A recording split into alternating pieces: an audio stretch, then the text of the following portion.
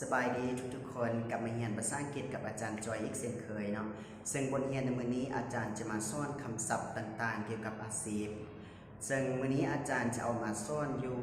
25คำศัพท์และนี้จะเป็นพาร์ทที่1เท่านั้นซึ่งยังจะมีพาร์ทต่อไปโอเคเรามาเริ่มเรียนกันเลยคำศัพท์ทำอิฐก็คือคำว่า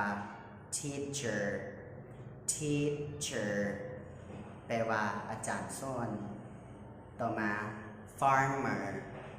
farmer ชาวนา tailor tailor สร้างตัดเย็บ driver driver คนขับรถคันซ่าเขาอยากเจาะจงว่าขับรถไม่ยังก็สามารถเพิ่มประเภทของรถไปทางหน้าตัวอย่างว่า taxi driver คนขับรถแท็กซี่ตุกตุก driver คนขับรถตุกตุก bus driver คนขับรถบัสหรือว่ารถเมล์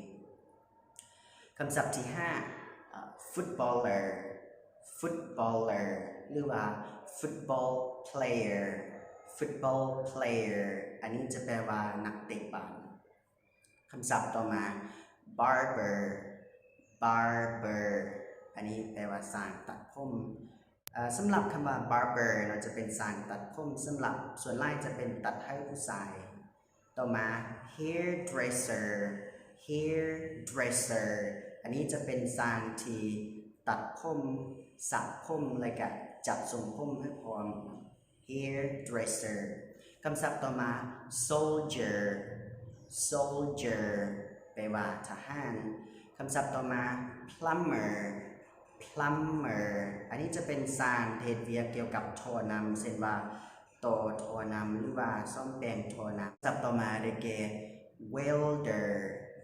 welder อันนี้จะเป็นช่างจอดเหล็ก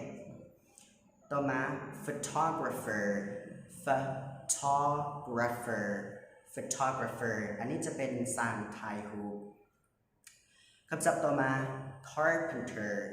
carpenter carpenter อันนี้จะเป็นช่างไม้คำศัพท์ที่13 singer singer อันนี้จะเป็นนักร้องคำศัพท์ต่อมา musician musician musician อันนี้จะเป็นนักดนตรีคำศัพท์ต่อมา magician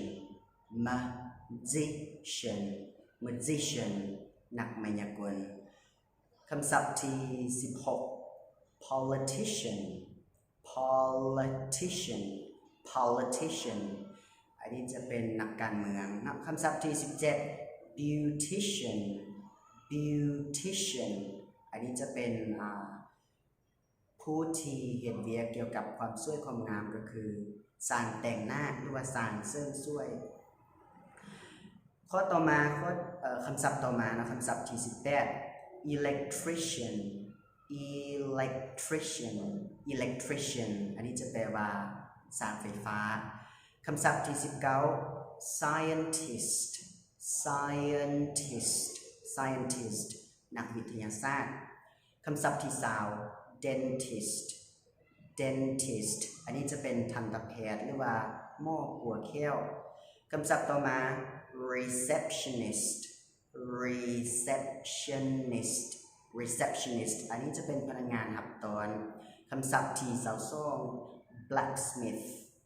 blacksmith อันนี้จะเป็นช่างตีเหล็กตัวอย่างว่าตีผ้าตีมีดต่างๆ blacksmith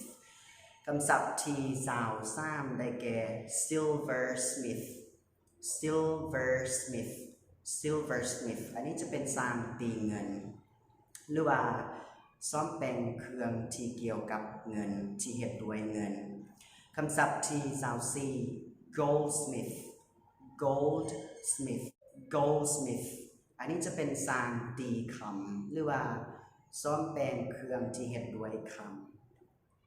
และคำศัพท์สุดท้ายนะคำศัพท์ที่25สำหรับวันนี้ก็คือ tour guide